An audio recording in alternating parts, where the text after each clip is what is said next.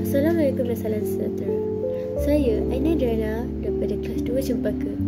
Hari ini tujuan saya membuat video ini ialah untuk memberitahu semua mengapa saya menjadi pembimbing rakan sebaya.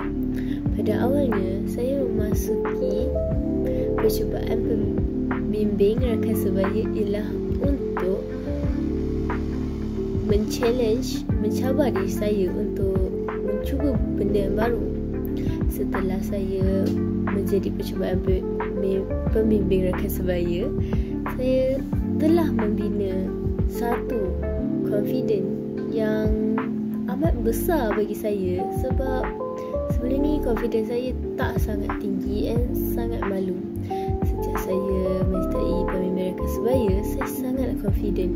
Bukan too confident, but better confident than yesterday and last year. So, pembimbing rakan sebaya akan boleh membina confident awak bagi semua benda, untuk bercakap depan cikgu, depan umum dan sebagainya.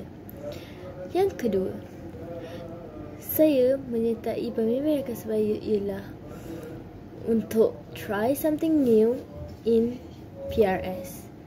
So, dalam PRS ada banyak benda yang kita boleh lakukan, seperti membantu guru, bantu kawan dan sebagainya.